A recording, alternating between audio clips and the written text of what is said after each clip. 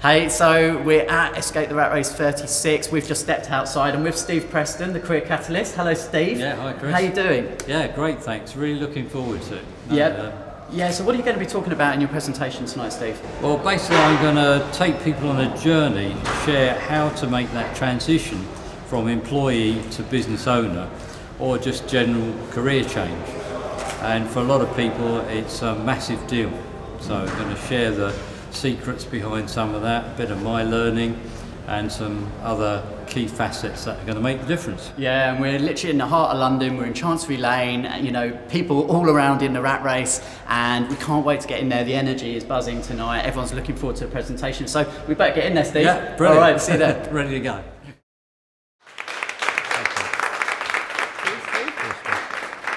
Thank you, Preston. Can you hear me okay? I've got a mission to make, which is good news and bad news. It's always good news and bad news, isn't there? I'm currently deaf in one ear. It's a bit concerning. I have no idea why. So I can't hear myself very well. All right, so you can probably say all sorts of horrible things and I won't hear it. Okay, anyway, good evening everybody. I'm delighted to be here. Chris and I have got an awful lot in common in terms of why our passion for personal development and why we escaped.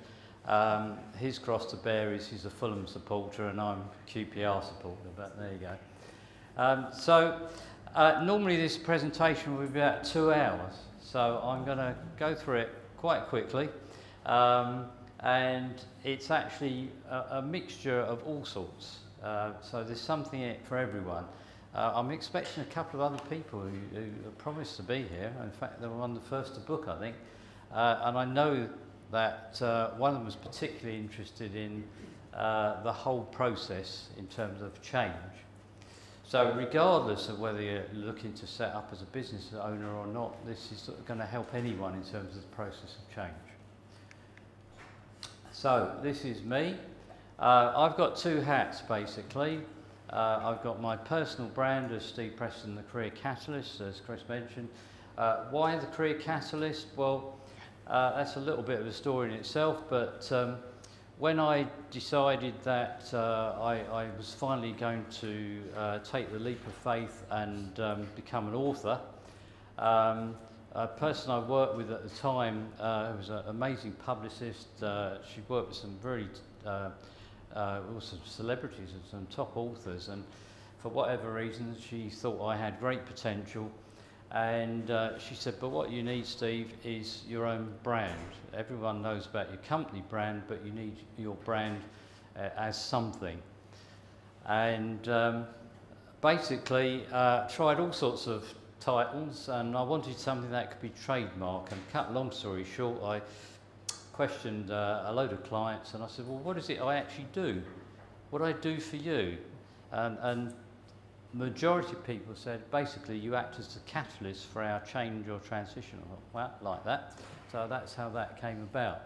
I work with professionals and executives in the main, helping people transition to the next stage of their career, whether it's upwards, sideways, out, escaping, whatever.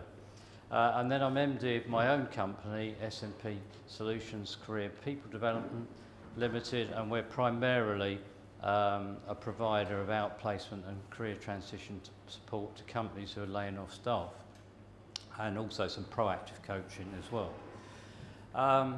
But before I go into this one, how did I get there? Well, I've just shared with some of you already. If you'd said to me 16 years ago, I'd be standing here sharing my story with a group of people about my transition, I would have laughed at you. Because I was like this person here, which is the exact words of a client a number of years ago, and I was literally wondering where I was going to go next. Fortunately, I was very lucky. My company decided to move lock, stock and barrel up north. There's nobody here from Rochdale, is there? I've just got to be a bit PC, but the exact words were, come and live in Rochdale like a king. And I said, you know what, thanks, but no thanks. And that was a career-defining moment for me. And as a result of that, I thought, you know what, I don't want an employer to control my career and my life, where I'm going to live, and even the job I'm going to do. That sort of started me on my career transition journey. I didn't have a clue what I was going to do at the time. Some people already asked me. All I knew is that I wanted to do something different. I had a vague notion of being my own boss, whatever that meant and whatever it was going to look like. I did not know.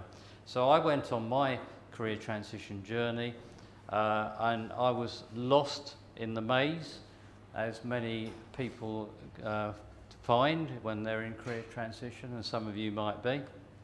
But my salvation was on a program for unemployed professionals and executives, when the government actually did throw money at that. And it was brilliant. And I thought, you know what, I love this career and personal development. It was an excellent program, but I saw two sides of it. I saw people that were really negative and prepared to basically damn everything, and people who were really positive, and like me, they really wanted to get a result and change. And I basically said to the MD running the program that, brilliant, but I think you can improve it. But what happened next, I never expected. And that's what I always say, expect the unexpected. You never know who can unlock the key to your future. And as a result of that conversation, I ended up helping them completely rewrite their whole career and personal development program. And eventually I became their leading career coach, trainer, mentor to others, and so on. And that sort of started me to the career of where I am today. So whatever you're doing today doesn't mean to say you can't change to something else. And this is a wonderful example. This is literally the start of the introduction of my Portfolio Careers book. And when this lady phoned me up, I was so blown away, I had to ask her to repeat it so I could write it down. And I captured it, and it's just so poignant, isn't it? I mean, who does that resonate with, that statement? Yeah? Is that, you know, we end up working for too many other people's visions and dreams rather than our own. This is the reality, yeah? Who feels they're one of these? Square peg in a round hole, yeah? And I don't know if you're aware of the statistics, but they're actually startling. It doesn't matter what the research is, whether it's in the UK, US, even Australia, or Australasia, I believe. The general research shows that 1 in 2 people are, quote, in the wrong job, or lost, as I call it, in their jobs, and 2 out of 3 are unfulfilled. I mean, that's scary, isn't it? I mean, that basically means everybody here knows somebody in that situation, if it's not you yourself, and I'm sure we all do, and obviously I do, because I'm coaching them all the time. But that's scary, and it shows that there are so many people out there living their lives in compromise. But why do that? So can we just see a show of hands? Chris started to go round, but who's facing redundancy at the moment? Anybody? One? Anybody wanting to be facing redundancy? Yeah. It's always good to angle for it if there's an opportunity. That's one of the things I always try to encourage. Who's lost in their job, stuck in a rut, unfulfilled? Any of those? Yeah? Who likes the idea of being their own boss? Oh, wow. Yeah, most of it. And who's considering some form of self-employment? Quite a few. Right. Well, you're in the right place, so that's good. Okay. This is scary. This is research conducted by the Charter Management Institute, 2016. And for a big quality working life survey. And the reality of this is, it's not on there, but essentially a typical manager in a company nowadays in the UK will work an average of 29 days extra unpaid, which, if you think about it, wipes out their annual leave entitlement. Now, when you think of it in that light, that is really scary. It's not to say if you're a business owner you don't work hard, and I know Chris works really hard and I do, but the difference is you have choice and it's your vision, your goals that you're working for. But, you know, scary statistics. And in my coaching with clients, I do an exercise called the Wheel of Life, which maybe you do. I've customised it to career development. And honestly, I could tell you the number of times people on the Wheel of Life, which includes segments such as fun and things like that, I've actually had a number of people who've scored fun in their life as naught. Yeah? And why is that? That's because they're spending their whole life working and doing nothing else. And that's a mixture of people in the private sector, public sector, and so on. So there's no consistency as to where those people are from, but that is scary. So it's thought-provoker, really, isn't it? It's changed my world. When I came across this quote, everybody know Peter Drucker? He's recognised as being one of the top ever management gurus. But this statement, corporations once built to last like pyramids are now more like tents. You can't design your life around a temporary structure. Every time I say this, the hairs on the back of my neck go up. It's unbelievable. It's so spooky. When I first heard this, I thought, oh my God. And then the guy must have had a crystal ball, because we then was, I'm not sure the exact order, it was WorldCom, Enron, and this whole chain of massive corporations that collapsed like a pack of cards, and then all the financial collapses and so on. And I'm thinking, this guy's right. In which case, why do I want another job? So, I mean, we're talking 20 odd years ago, I think, when he probably said that. And of course, things have only got worse. And people know Charles Handy as well.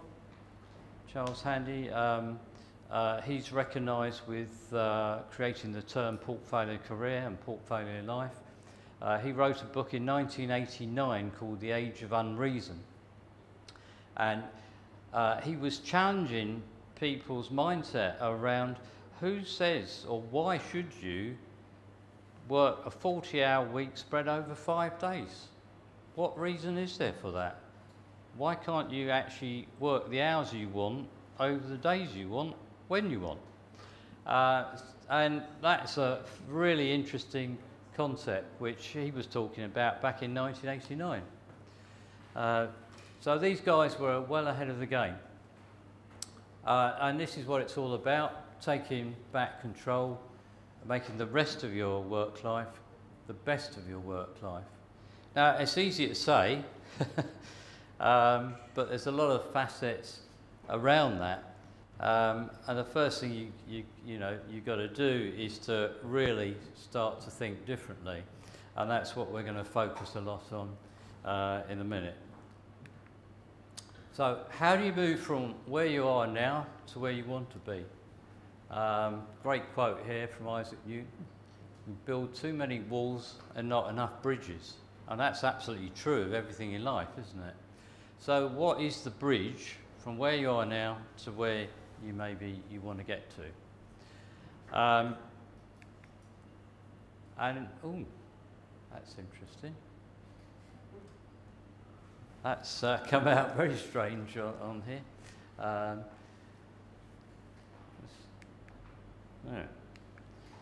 Right, that's must be something to do with the fact that Chris is using a Mac version of PowerPoint. Anyway, I'll talk you through this, but essentially, being a sort of curious person that I am, after I've been doing this sort of stuff for about 6 or 7 years, I got to thinking, well, why is it that some people seem to make seamless transitions, regardless of whether it's a result of redundancy, whether they're moving up the ladder, whether they're transitioning of their own choice or whatever. And yet the majority of people struggle. You know, I admitted to being lost in the career maze myself. So I started to do a lot of research, and I started to do a lot of soul searching as well. And I was trying to analyse a whole range of different clients and my journey, and see if there was some sort of simplistic way of illustrating a model that would show how to make a transition. And it's these 6 steps, which I call my career navigation cycle. So step 1 is let go and look forward. And basically, it's impossible to move forward with anything unless you actually let go of the past, whether that be all sorts of baggage, limiting beliefs, ingrained conditioning from years back, fears, you name it. And we're going to come back to this in a second. Step 2 is to reevaluate, and we'll look at what exactly that means in a minute. And step 3, establish your true marketability, which is the heart of this process. And that's really about getting to know yourself, understand who you are and what you've got to offer. Now, when I started developing, or when I developed this cycle and I wrote my first book, I was working with a writer's coach who was big into personal development. And she said, you know what, Steve, I love your cycle, I really get it, but did you realise it's in 2 halves? And I said, well, what do you mean? She said, well, the first half is the inner self, which is what that should say in red around the outside, interestingly. And that's all the personal development stuff. And that's the work that people rarely do. What people generally want to do is they want to move from step 1 round to step 6. But if only life were that simple, if it were that simple, everybody would do it all the time, wouldn't they? And they wouldn't struggle so much. And steps 4 to 6, they're the more traditional career development stuff. Step 4 is about exploring opportunities. That's more about researching stuff, maybe dipping a toe in the water, networking, and so on. We're going to come back to all these steps in a minute. And then leading to deciding what to do. Do you want to be employed? Do you want to be self-employed? Freelance, whatever.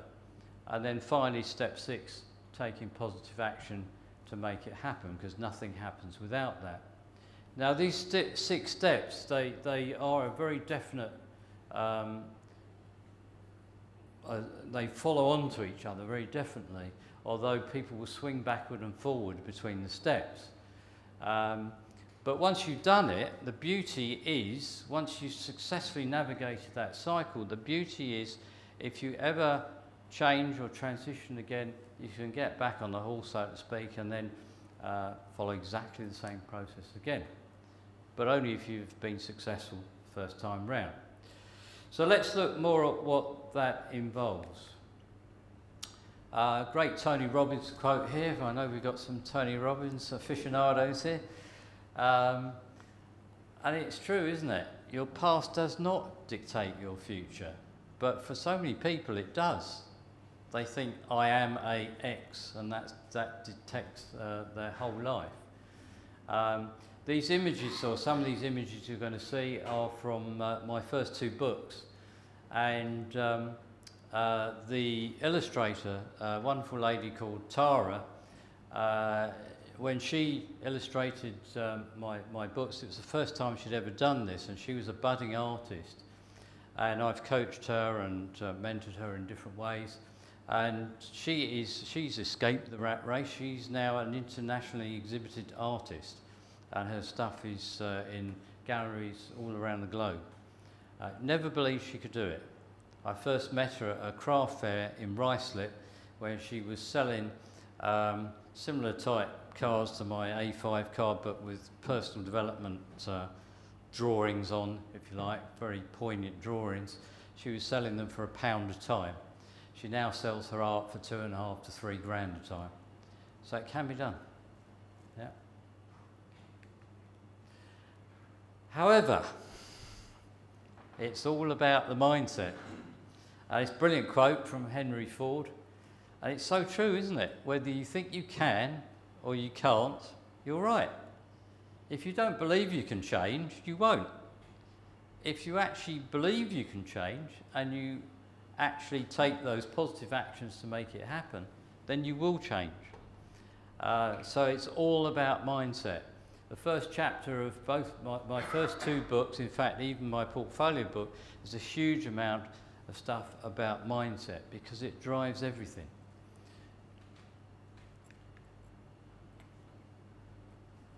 And it's all about taking a different perspective. Anyone got any brownie points? Does anyone know where this is?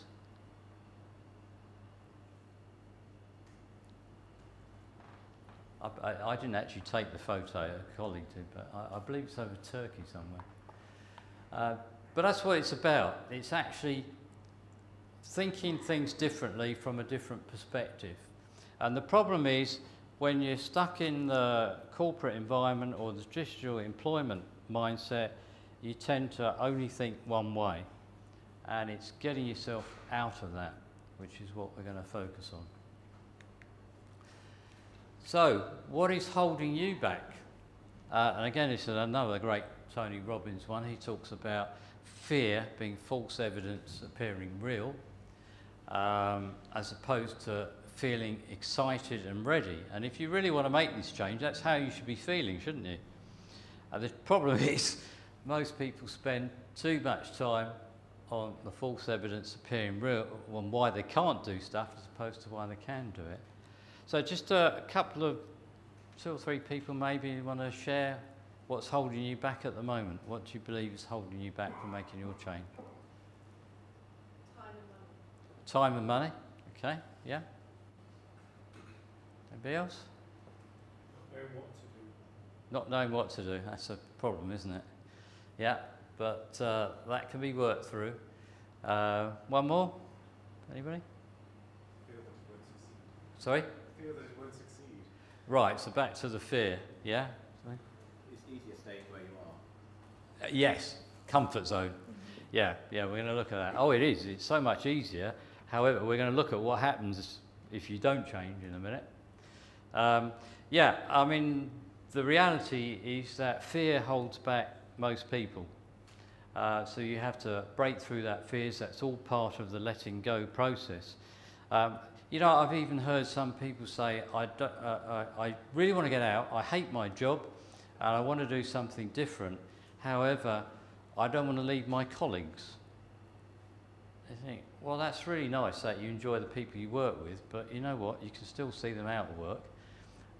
You know, it's incredible what holds people back, their mindset. It's quite remarkable. And when you say something like that, they look at you like you come from Mars. Well, yeah, I hadn't really thought about that.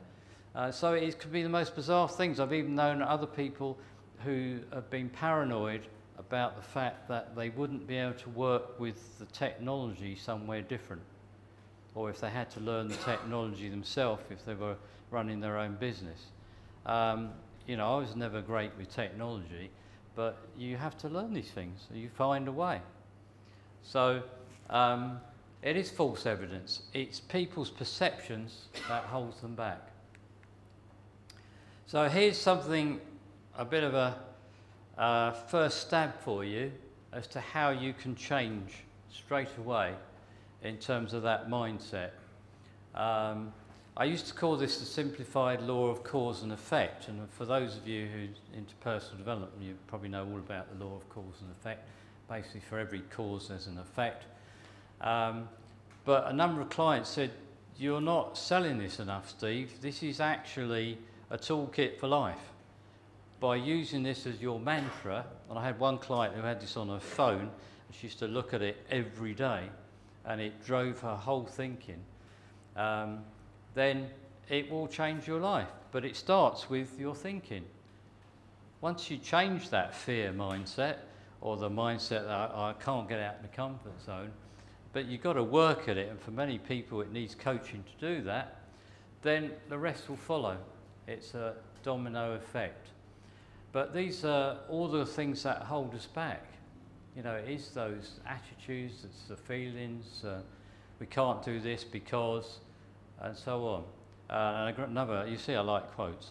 Deepak Chopra, all great changes are preceded by chaos.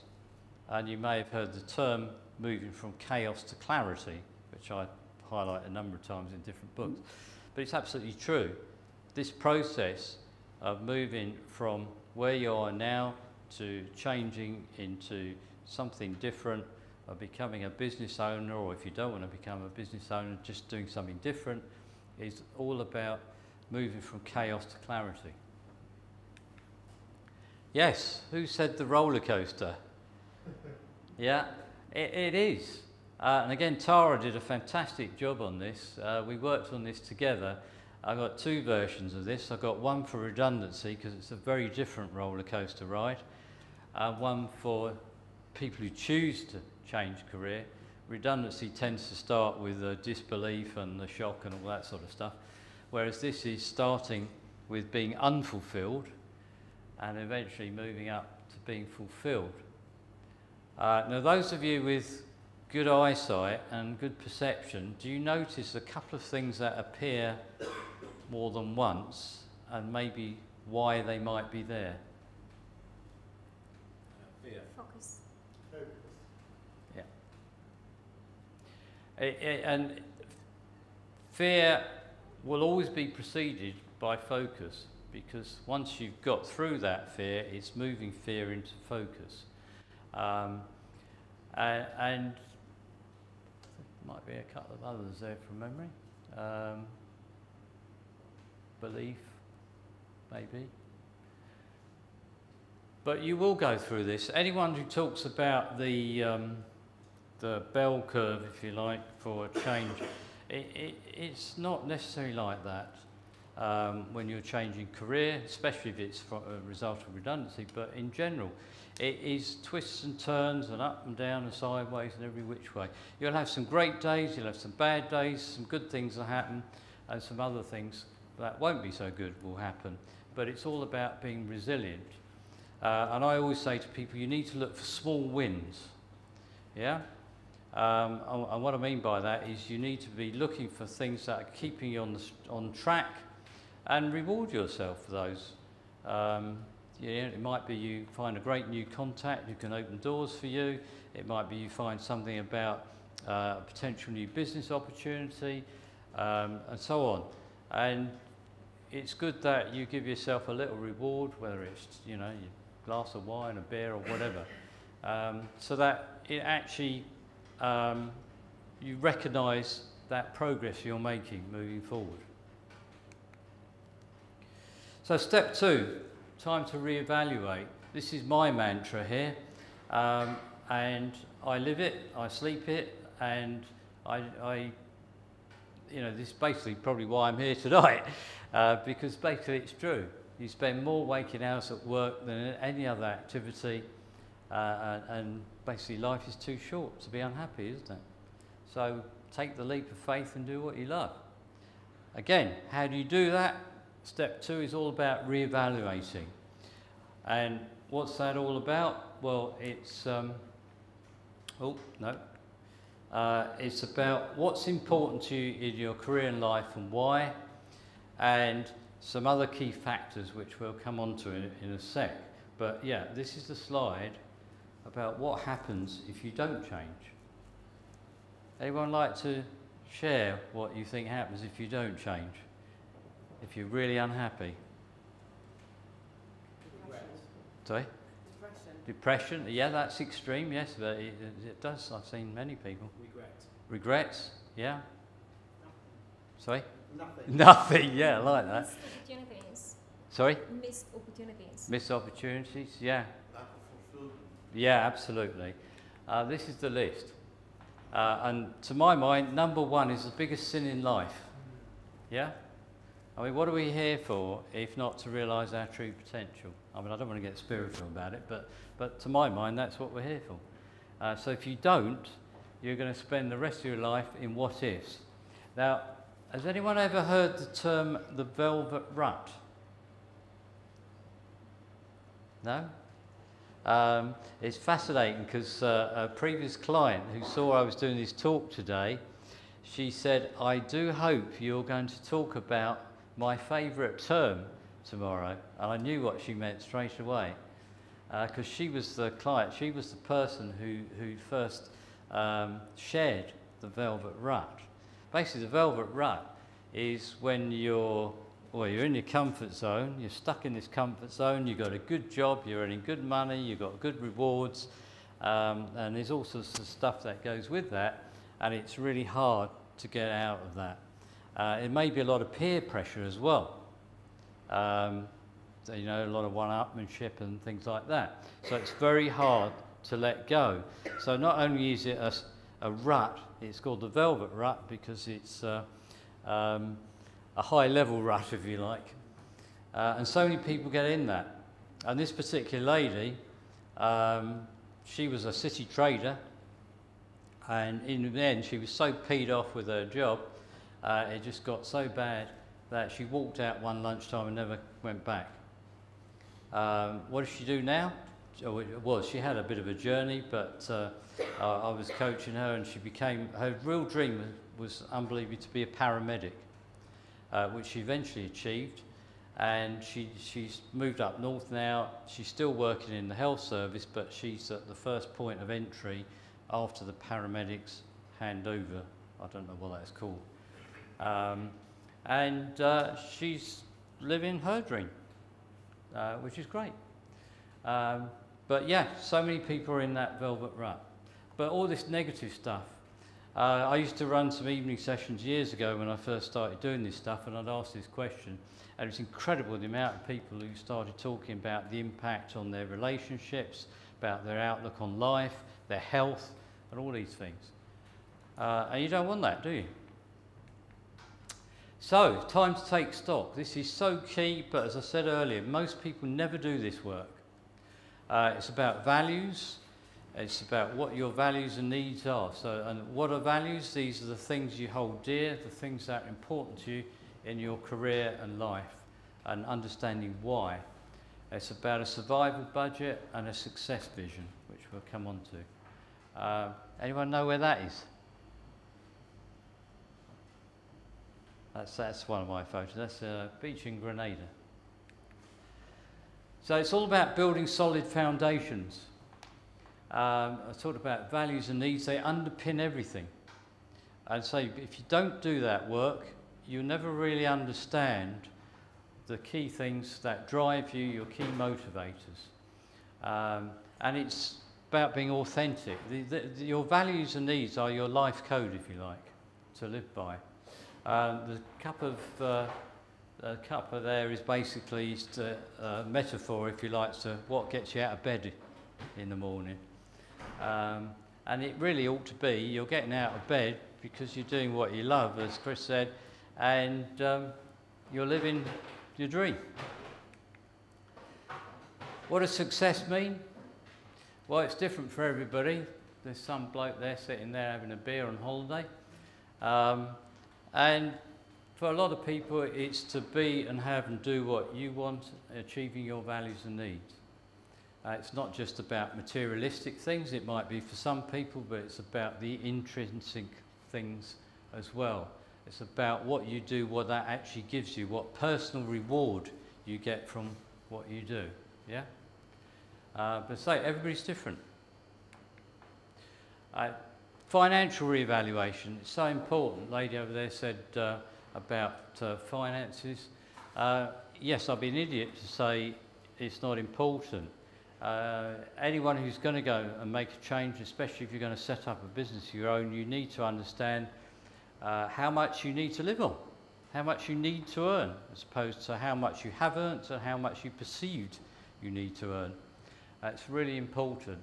And doing what I call a survival budget, very important. And this is what it's all about, really, the heart of it. Brilliant quote by Laura Berman Fortsgang, and she's a celebrity life coach. And it's true. If who you are does align with what you do, you can achieve extraordinary results. it's very unlikely you will achieve extraordinary results if who you are doesn't align with what you do. Yeah? And again, the picture there, the image for sale says it all. Even more so here. And this is the challenge for a lot of people, is that people tend to focus just on the transferable skills. But that's not what you just, that's not all you got, is it? You've got so much more than that. Zig Ziglar quote again is so true. A lot of it's about attitude, it's about how you think. And it's not just work stuff. You'll notice in all of these, it says not just work. And why is that? That's because the hidden secrets are, for most people, the stuff that you do and achieve outside of work, the skills and the talents and attributes that you use outside work that can unlock your hidden potential. And that's a key piece of work that needs to be done. How do you do that? Well, the images there depict three key things. Well, that's me. I'm trying to unlock the door, clearly, for someone's potential. The brain with the light bulb, that's knowledge. Yeah. The magnet are the things that attract interest and inspire in your career and life. And the heart with the dumbbells are the things that you love and you're best at. And if you can crack that one, then you've hit the jackpot. Because if you do what you love and you're best at it, or you're really good at it, then you must hit the jackpot. Yeah? But that's not to say you can't do, you're not necessarily really good at all the things you love. Obviously, that's all about learning and developing, which is a key part of the process. But you have to work through this stuff. And then moving into find the gold. And it is dark for some people. It's not easy, and we've heard some people, a lot of people struggle, which is why you need people like gentlemen here and myself to help you through that journey, and Chris as well, as a mentor. So this is some key thoughts how you can do that. I talk about becoming a detective because there's so much of this is about research. Not just on the internet, but going out, talking to people, finding out about different types of work you can do, different businesses. I mean, in the 21st century digital age, there are a plethora of different business opportunities. Having a business that is service-based, product-based, or you could do affiliate marketing, and so many different things. But you've got to challenge your thinking, you've got to be opportunistic. And if you can, dip a toe in the water, as I call it. You know, do some shadowing somewhere. I've got a number of clients who've done shadowing for something they thought they might like to do. Recently, a lady was shadowing to see whether she wanted to be a graphic designer, and she found a contact and spent the day with her, and she decided to sign up on a graphic design course. Not there yet, but part of the journey. And you've got to network, like here. It's all about meeting people, sharing experience, sharing knowledge, and so on, both online and offline. And then deciding what to do. So do you want same old, more of the same? If you do, it's going to be very difficult to set up as a business owner or change your career. Or do you want to be in the new choice or detective potential? Or how about this? What about completely challenging your thinking about the whole world of work as it is today, and the fact that why do you have to do one thing? Yeah? What if you actually did a collection of things under a portfolio career? So you derive income from a number of different activities, a number of different business strands. It's becoming more and more popular. I was talking with somebody earlier. I was saying there are lots of kids nowadays from college, university, don't have a job, never have what we know as a proper or a traditional job. They go straight into doing, in their words, stuff. They don't necessarily recognise it as a portfolio career, but that's what it is. And good luck to them. As long as they're earning enough to survive, that's fine. So it's all about challenging your thinking, considering different options, and creating a portfolio working lifestyle of your choice. So would you rather have the one suite or the pick and mix? So that's basically the sort of option you can have. And it doesn't have to be, you can have it under a business, you can have a business and other income streams as well, which is what some people do. So some people have a job and a business. There's so many different ways you can go about it, or it can be all under self-employed or freelance work. But it's the way that the world is going, and a lot of employers now are even having to get their heads around. A lot of HR conferences are talking about the impact of portfolio careers and portfolio lifestyles, I call them, that people want a blended working lifestyle, so that employers have to make sure they can give that flexibility to employees so they can get the workforce they need for the future. So it's a two-way street here. So if you are looking to change career or you want to set up a business of your own, these 5 questions are the killer questions. Yeah. And if you want to set up a portfolio career. Question 4, in my book, is the most important one of the lot, and the one that most people overlook. So many people say, well, I haven't got a clue what people are paying me for. I said, well, what does your employer pay you for at the moment? Yeah? But equally, what stuff have you done in your whole career and life that you could actually turn into, or you could turn it into an income stream in terms of interests, passions, talents, and so on. But problems that you can solve within that people will pay for. And when you drill down, it's remarkable. But if you've got the answers to all these questions, and especially number 5, then you've cracked it. Yeah, so this is a huge takeaway for you. Very quickly, some inspirational case studies. These are in my Portfolio Careers book, but I'm highlighting them for different reasons. My best mate Don, unfortunately, he's no longer with us, but he had a fascinating portfolio career, as you can see there.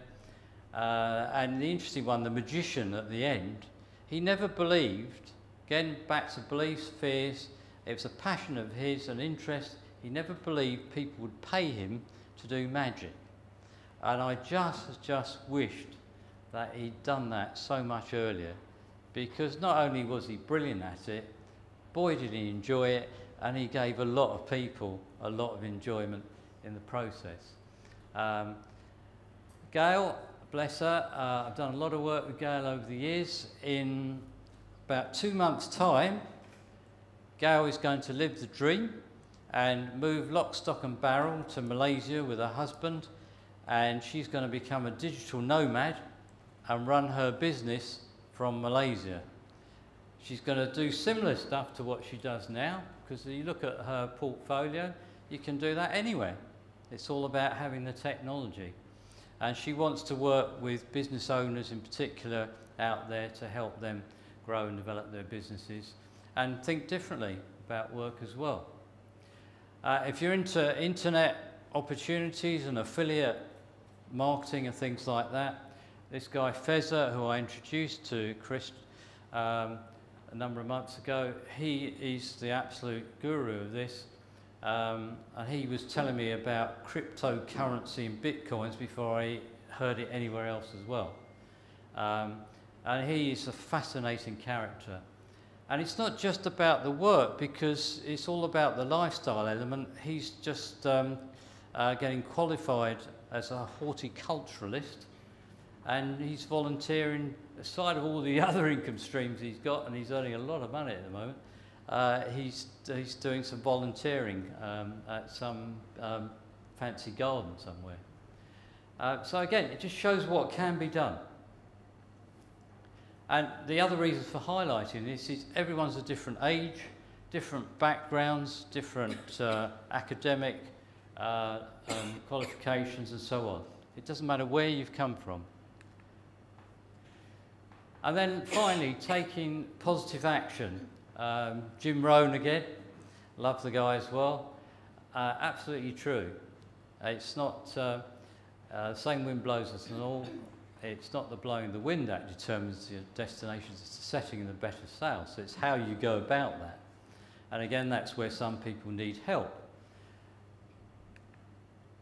So, in the words of Nike, just do it. Yeah. And I love this again. You don't have to be great to start, but you have to start to be great. You've got to get off the starting gate, haven't you? And that is the problem, isn't it? Most people get held back, but you've got to commit to it and then do it. Some key success factors here, if you like. Yes, you've got to be bold, brave, and so on. You've got to get your ducks in a row, and that can mean different things to different people, depending what you want to do, and if you're running a business, and what type of business that's going to be. You've got to have a target, because as it says here, success goes where your energy flows. This is one of my key quotes. You can't hit a target you can't see. Where are you going to work? You've now got fantastic places like this. I think this is such a cool place. You know, you might want to work from home. Everybody's different. But you can now, if you're running a business, you can find low-cost premises, whether it's, well, I say different to what you used to have to pay in terms of if you were looking at having an office. So working in a co-working premise like this is a viable option for a lot of people now. You've got to create ripples in the universe. You've got to make things happen. And once things start to happen, you will have that domino effect, that ripple. And you've got to reinvent yourself from a rusty old thing into a brand new thing with a lot of excitement and energy. So one door closes, another door opens. Again, a lot of this is about research, about positioning, your strategy, and your networks.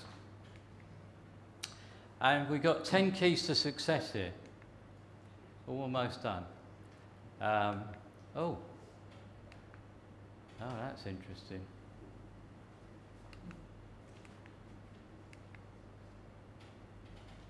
The writing hasn't come up. Well, you can guess what the first one is, but there's a twist to it, because not only have you got to love what you do, you've got to love putting in the work to make it happen. And I know Chris is a real advocate of that, because it's not easy. You must get these partners, you must get partner buy-in. I was talking to Tom earlier about this. It is absolutely no good wanting to run a business of your own or change career if you don't get partner buy-in. That's absolutely fundamental. The next one is having a bit of a war chest. So you've got some fail-safe money, because if you're starting a business or you're changing career, you don't know how long it's going to take to get ramped up. That other one is having a coach or a mentor, whether it be somebody like Chris or myself. Dipping a toe in the water again, trying things out. You've got to have a plan, and you've got to work through that plan to make things happen. If you read my Portfolio Career book, you'll know about the anchor, and this is really key again to success in any business. Find one thing, one thing, it doesn't matter what it is, but find one thing that will pay most of your bills, and then you can build up other stuff alongside it. That's what I call the anchor. And you've got to know your worth and charge it. That's really important. One of the biggest mistakes I see new business owners or people who change career and do something different make is they don't charge their true worth. They feel frightened to do it. But if you don't do that, people will take advantage. Collaborate. You could argue this is a collaboration tonight. Find people, like-minded people you can work with. And aside of that, anything you don't like doing and are not very good at doing, as long as you can afford it, outsource it. Get rid of it. Your accounts, your IT stuff, whatever. And the last one again is networks. Develop your networks and make sure you know how to get noticed. And this is so true. Back to whether you can or you can't, you're right. Doubt, and I do a lot of work at the moment, funnily, around doubt, is just testing your spirit. Great quote. Another bonus extra here, I think this is similar to the one Chris showed earlier. It's really important if you're going to do something on your own, in your own right, that you continually develop your ongoing personal, not just professional, but your ongoing personal and professional development. And empty your wallet into your mind, and your mind will fill your wallet. Great quote, Benjamin Franklin. Won't cover this in detail because I know we're running late, but this is a special takeaway for you. It's what I call the 4 C's action planner. And if you want to achieve any change, this approach will help you get there. Basically, commence, well, I'll start with cease. Cease doing anything that's not productive, that's helping you move towards your goal. Stop it straight away, including negative mindset. Commence stuff that you know that you need to do to get you on the right road. Continue stuff that's already working, and consider stuff that might be learning gaps and things like that, or any inspiration you may gain from tonight. And think like an entrepreneur. It's so important, and I know Chris and I have had this discussion a number of times, and I get so many people say, yeah, but I'm not an entrepreneur, I don't think like an entrepreneur. I know the most un-entrepreneurial people, if there is such a word, who have actually proven that they are brilliant entrepreneurs once they've shifted that mindset. And again, if you're doing stuff you love and you're passionate about it, and it serves the world and you, as it says here, no greater thing. Absolutely right. And that other one is all about being opportunistic, and that's a key part of being entrepreneurial. You'll learn to say yes and then think, okay, I'll work out how to make it happen after that. Or if you don't, you'll find somebody who you know who can and work together on it. So, as Chris said earlier, your choices. Do you want same old, or do you want to be the architect of your own wonderful future? Imagine what that could be like. Thank you. That's my portfolio of books and stuff. I've got some of them here, which I'll be selling for a special offer price, £10 for cash, personalised signed copy tonight. I've got 2 other books in the pipeline, in my head, mainly. And again, I will make them happen. I'm determined to make that happen. Yes, it is a challenge. Yes, I have fears, I have self-doubts like everybody else, but I will make them happen. I will walk the talk, as you can too. So thanks for listening and for coming tonight. We're going to do a draw for one of my books. Whoever wins can choose which book they want, and then anybody else can see me afterwards, have a chat, and you're welcome to buy one of the other books. So what we'll do, we'll just pass these along the rows, write your name on there, pop it, and then we'll pop it into the jar. So if you want to pass those along, and Steve, thank you. All right, Steve, whole time here. So I just want to pull out a few points from Steve's presentation there, because so many truisms there, and you know, we've got some great minds here in the audience as well, and I want to make sure that you know, you make the most of your time here tonight, and we've still got a good 45 minutes or so to hang around, to grab a beer. Well, I'm not even chatting into this, am I? Grab, you know, have a drink and make the most, as I say, of the time that you've taken out. Okay? So yeah, just pop your names into that as it comes by, all right, and then we'll pull one out, and we will do the draw for the book. Okay, so Steve, that was brilliant. Thank you. So let me just ask a few people, because I saw some people taking some notes there. So I want to see, what was maybe one little aha moment that you had? So Samantha, you were writing loads of notes at the back. What's one thing that you want to pull out that Steve's presentation really made you think about it?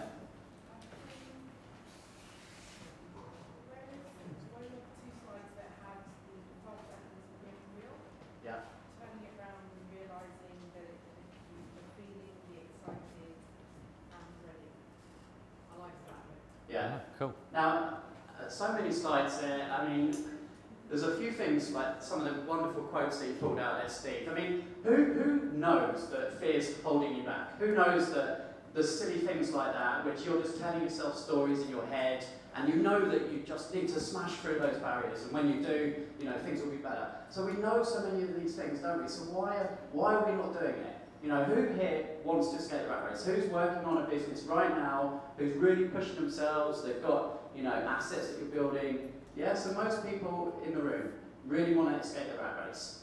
So the question is, you know, what is stopping you? Like, what is stopping you? Because if you really, really want to make it happen, then you'll make it happen, right? Can I just read out something from, this was so spooky. Two things happened after Christian asked me to do this presentation. Firstly, I was coming back on the tube and I came across, has anybody seen this before? Be Your Own Boss magazine. Be Your Own Boss magazine. I've never seen that. Seen that? Never seen that ever in all the time I've been in London. Wow. Yet it was literally when I saw your email, and that I picked up. Somebody handed it to me in the street. So, and then literally about the same day, a client on LinkedIn, I saw that there's something popped up, and it looked like they were running their own consultancy. And so I just replied and said, well, that's brilliant. You know, after all this time, I must have worked with them about 10 years ago. And everything pointed them to doing that. And she said, her words, sometimes it just needs the guts to take the leap. I'm a believer now, so onwards and upwards. Yeah, absolutely. Who has just taken the leap? Because that's exactly what I did, and I don't recommend that you do it. You know, because it's a stupid thing to do. But hey, you know, sometimes. So yeah. Do you want to go and share? Yeah, one of the things that I really like is that survival budget. I actually got out of the rat race 4 years ago, 2014, but started a sort of a study thing 2 years before that.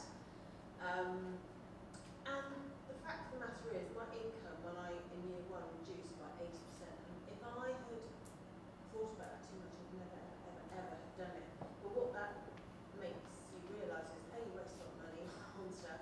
This thing about the velvet rug, there's so much status associated, especially with this kind of this world around London. You know, there's a huge world beyond that, and actually that in itself has been a huge learning. The whole subject of money, you know, can drive absolutely everything. But yeah, sorry, Karen. Thanks for that, Karen, because you touched on the word that I couldn't think of at the time: status.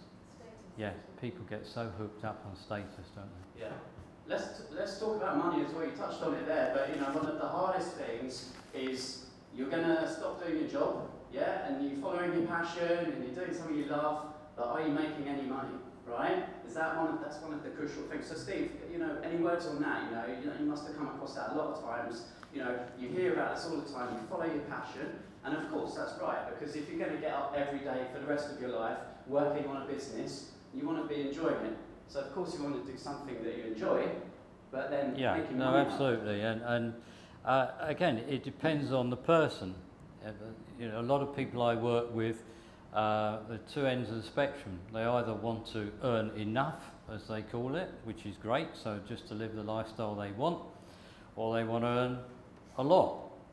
And obviously you have to work through that in terms of what that means to you. Basically, everybody will be in a different situation because of their family situation, their financial situation, and so on. But ultimately, most people will have peaks and troughs in their business, and you know, it was strange because when I started, the first year I had was absolutely fantastic. So I didn't have this gradual sort of curve, if you like. It's going to be different for everybody. But that's where, for some people, by starting running a business alongside your day job can make the difference, because then you're protected, if you like, and then once you got to a point where you really believe or honestly believe that you can let go and let fly with your business, then the money will come. But again, a lot of it is self-belief. If you actually believe you can make it happen, invariably you will. Yeah, I agree. Steve, thanks for your presentation tonight. Brilliant. Another round of applause, Steve. Thank you.